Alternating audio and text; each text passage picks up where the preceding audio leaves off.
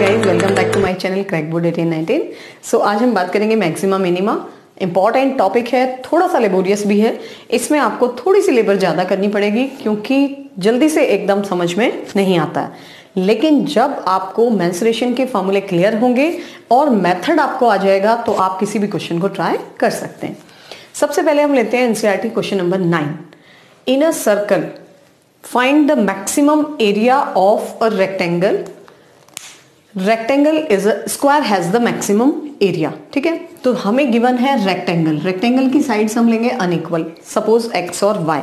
In a given fix circle, जब given या fix circle use किया है, जो भी टर्म गिवन होगी उसको हम काउंट करते हैं कांस्टेंट। ओके, उसकी हेल्प से इस फंक्शन के एक वेरिएबल को हमें रिमूव करना होता है दूसरे टर्म्स में। ठीक है, मैक्सिमम एरिया, इसका मतलब क्या है कि एरिया को हमें फंक्शन बनाना है। जिस क्वांटिटी के आगे मैक्सिमम या मिनिमम या लिस्ट वर्ड लगा है उसका आपको फंक्शन फॉर्म करना है। उसमें होंगे 2 वेरिएबल। एक वेरिएबल को रिमूव करना है किसकी हेल्प से? जो गिवन होगा। बस ये इसका प्रोसीजर है। ठीक है, मैक्सिमम मिनिमम प्रूव करने के लिए करना क्या है? हमें जो हमने फंक्शन फॉर्म किया है उसको डिफरेंशिएट करना है। फर्स्ट डेरिवेटिव को 0 पुट करना है, वहां से क्वांटिटी की वैल्यू फाइंड करनी है। जो हमें आंसर प्रूव करना होता है वो फर्स्ट डेरिवेटिव के बाद हमारा आ जाएगा, लेकिन मैक्सिमा या मिनिमा प्रूव होगा आफ्टर सेकंड डेरिवेटिव। ओके, यानी हमें सेकंड डेरिवेटिव भी फाइंड करना है, उसको नेगेटिव प्रूव करना है मैक्सिमम के लिए और पॉजिटिव प्रूव करना है मिनिमम के लिए। ओके, तब आपका क्वेश्चन कंप्लीट काउंट होगा। 6 मार्क्स का क्वेश्चन है मोस्ट प्रॉब्ली, या कभी कभी 4 में भी आ सकता है अगर थोड़ा इजी कैलकुलेशन बेस्ड होगा तो। सपोज सबसे पहले क्योंकि गिवन सर्किल है तो उसकी रेडियस क्या हो गई? कांस्टेंट। ठीक है, रेडियस कांस्टेंट है इसलिए हम डायमीटर को भी क्या ले सकते हैं? कांस्टेंट। रिलेशन क्या होगा यहाँ पर? X square plus y square equals to d square. ठीक है, एरिया का फॉर्मूला होता है area equals to length into breadth. Rectangle का जो एरिया होता है, ब्रेड्थ की वैल्यू आपने पुट कर दी under root D square minus X square से। ठीक है, अब अंडर रूट को रिमूव करने के लिए हम एरिया का क्या कर देते हैं? स्क्वायर। लेकिन जब भी किसी क्वांटिटी का स्क्वायर करेंगे आप तो स्क्वायर को डिफरेंशिएट नहीं करेंगे, पहले स्क्वायर को कोई नया टर्म पुट कर देते हैं। सपोज हमने यहाँ पे z यूज किया है, ठीक है, और यहाँ पे स्क्वायर किया यानी अंडर रूट रिमूव हो गया। अब फर्स्ट डेरिवेटिव क्या आ जाएगा इसका? सिंपली प्रोडक्ट रूल अप्लाई कर दीजिए। पहले एक्स स्क्वायर का डेरिवेटिव ये एज इट इज, फिर इसका डेरिवेटिव ये एज इट इज। ओके, यहाँ पे इसको हम कर देते हैं फैक्टराइज। फिर हमने इसको पुट करना है 0 के इक्वल। यहां से या तो x 0 है या x की वैल्यू d बाय रूट 2। जब x आ गया तो हम यहां से क्या फाइंड कर सकते हैं? y की वैल्यू। ठीक है, y कितना आ गया? ये भी d बाई रूट 2 है, यानी x और y इक्वल है तो रेक्टेंगल क्या बन जाता है? स्क्वायर। ये प्रूव हो गया आपका। अभी आपने z सेकेंड डेरिवेटिव भी फाइंड करना है। इसको एक बार फिर से प्रोडक्ट रूल आप अप्लाई कर दीजिए और इस वैल्यू पर जो आपने यहाँ पे फाइंड की है ये आपको शो करना है कि z डबल डैश क्या होगा? Less than 0। ओके, तो ये इंडिकेट करता है कि एरिया क्या होगा? मैक्सिमम, क्योंकि z किसको दिखा रहा है? एरिया स्क्वायर को। ठीक है, now next question is question number 22। A wire of length 28 is to be cut into 2 pieces such that from one part we form a square and from another part we form a circle. Then prove that combined area is minimum and what are the length of 2 parts. सबसे पहले क्योंकि इस wire से हमने एक square और एक circle form किया है तो टोटल जो सर्कल की सरकमफेरेंस होगी और पेरीमीटर होगा स्क्वायर का, उन दोनों का एडिशन किसके इक्वल आ जाएगा? 28 के। Clear? 4 into side plus 2 pi r equals to 28। किसी भी एक वेरिएबल को आप चेंज कर दीजिए दूसरे की टर्म्स में। ओके, जो हमारा मेथड होता है। अब कंबाइंड एरिया, स्क्वायर का एरिया एक्स स्क्वायर, सर्कल का area pi r square. X को हमने in terms of r change कर दिया। अब एरिया हमारा किस में है? सिंगल वेरिएबल में, उसको डिफरेंशिएट कर दिया। सिंपल डिफरेंशिएट किया, उसको 0 के इक्वल पुट किया। ठीक है, और यहां से हमने आर की वैल्यू फाइंड कर दी। अब फर्स्ट पार्ट की जो लेंथ होगी वो कितनी होगी? 2 पाई आर के इक्वल। ठीक, और दूसरा पार्ट कितना हो जाएगा? 28 से आप इसको माइनस कर देंगे तो ये दोनों पार्ट की क्या आ गई? लेंथ आ गई। अभी हमें सेकंड डेरिवेटिव और फाइंड करना है। सेकंड डेरिवेटिव के लिए इसको एक बार और डिफरेंशिएट कर दिया आपने, माइनस माइनस, क्योंकि ये भी प्लस हो जाएगा, ये भी प्लस, यानी टोटल वैल्यू क्या हो गई हमारी, ग्रेटर देन 0। और जब ग्रेटर देन 0 होता है that means area has minimum value. Positive होता है मिनिमम के लिए और नेगेटिव होता है मैक्सिमम के लिए, ठीक है। Now next question is 23।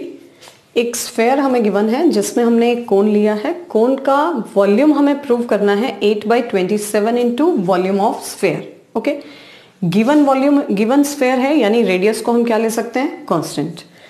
कोन का रेडियस हमने एज्यूम किया है स्मॉल r, और इस डिस्टेंस को हम सपोज ले रहे हैं x, ठीक है।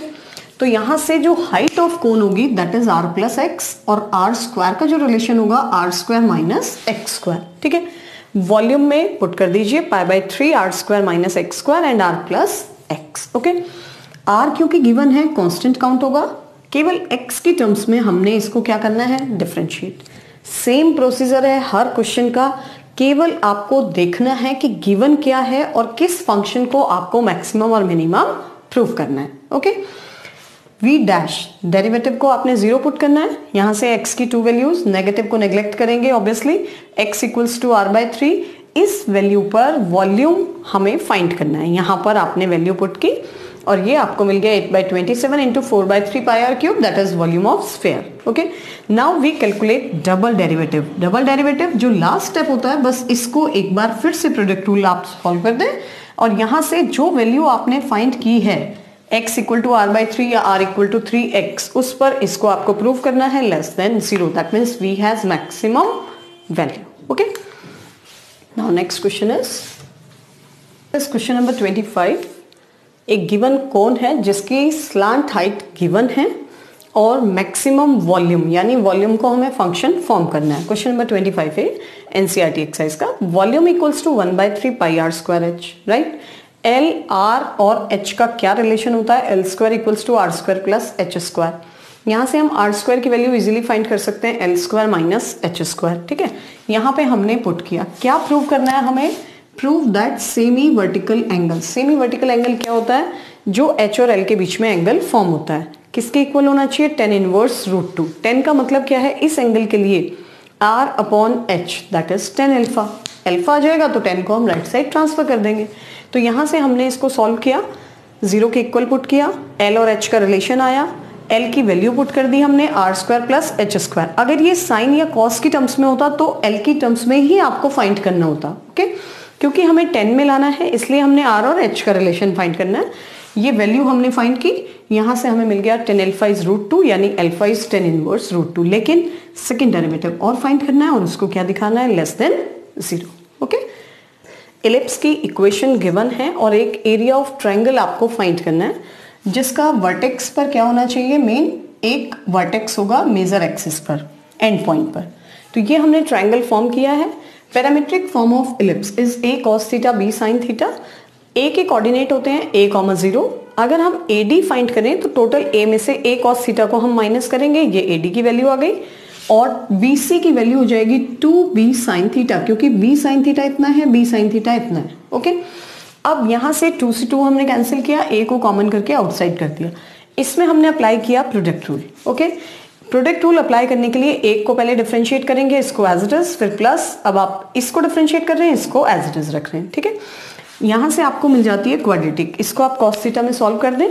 दो फैक्टर जब हम 0 पुट करेंगे तो एक 0 मिल रहा है थीटा, दूसरा 2π/3। 0 हम काउंट नहीं करेंगे क्योंकि 0 पे ट्रायंगल फॉर्म नहीं होगा। Now area equals to theta के प्लेस पर आपने पुट किया 2π/3, ये हमें वैल्यू मिल गई √3/4 into AB square units. Okay, लेकिन अभी मैक्सिमम शो नहीं किया है तो हमने इसको डबल डिफरेंशिएट करना है, और डबल डिफरेंशिएट को हमें थीटा इक्वल टू 2π/3 पर दिखाना है लेस देन 0। ये इंडिकेट करेगा एरिया हैज मैक्सिमम वैल्यू, ठीक है।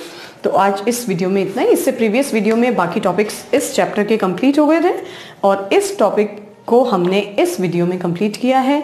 बाकी और क्वेश्चंस भी ट्राई कीजिएगा क्योंकि इंपॉर्टेंट टॉपिक है इस चैप्टर का सबसे ज्यादा ये, ठीक है, बोर्ड पॉइंट ऑफ व्यू से। और आज इस वीडियो में केवल इतना ही। सो लाइक, शेयर और सब्सक्राइब करना बिल्कुल नहीं भूलिएगा। Till then, bye bye, thank you.